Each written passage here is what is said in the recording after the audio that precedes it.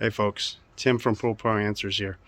Have you ever had a Pentair Intelliflo pump where you lost the screen, it went blank, won't come on anymore, or maybe the buttons don't work anymore on the control panel?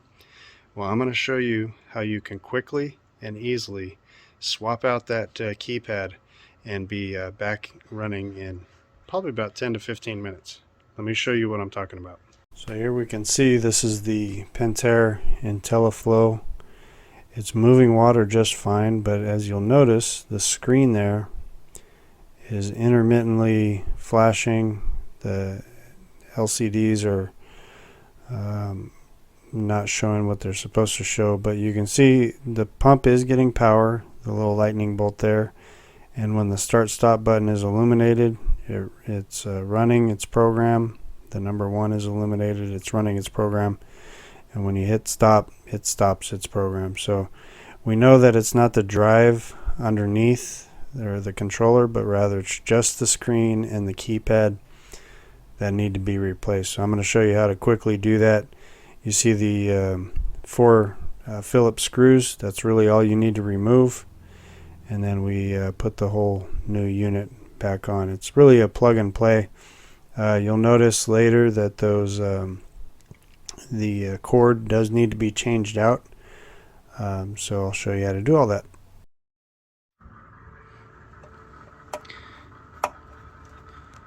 Okay, so those are all taken out. So you want to double check one thing, is that there's no power here in the little lightning bolt there before you go and plug in anything. But now that the screws are undone, just pull this all out. So that's where your low voltage hooks up. Those are your high voltage lines. So all you have to do is unplug that. Okay, so now what you're going to see is that this is the new cover, obviously. Is that this connector will not match up with the old receiver in some cases. So they do give you a replacement one. This one won't work either.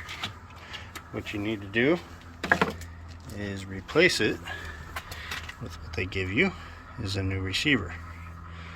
So you need to remove these 2 screws, which are Torx fittings, which I've already taken the liberty of unscrewing. So you can see Torx fittings. I don't know if that's showing up on the camera. And then you just slide that guy out like so. Take this one, slide them in. There's really no way to goof that up. So you can see, I guess I should have shown the 2 side by side. I could have done that. So there you can see they are not the same. So you're gonna have to change that out too, but you do get a replacement pigtail. So take that out. You're gonna put those 2 screws in, and then we're gonna swap this guy out real quick. Okay, now we need to swap this guy out here. So as you can see, there's some threads on there, just like a normal conduit fitting. And the way you do that, I've already loosened it up, is you unscrew that nut. You have to pull that off too. Oops. Hey guys, this is Tim real quick. I'm interrupting this video so I could just mention how much I appreciate the support so far on this channel. It is a small channel and it's still growing, so please continue to like the videos, subscribe to the channel if you like the DIY swimming pool content. We'll continue producing more. Thanks a bunch. Let's get back to the video. I'm doing a video today. Sorry. So you can see there, that slides in. You're going to put this over the top,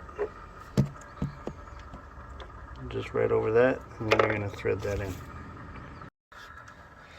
Alright, so here we are. We're all installed. I'm going to give it power. Let's see what happens. And that's how it's supposed to look, because it is hooked up to a solar controller that overrides it. So you can see that it's stopped. So the great thing about this is it's going to pick up all the same programming from before.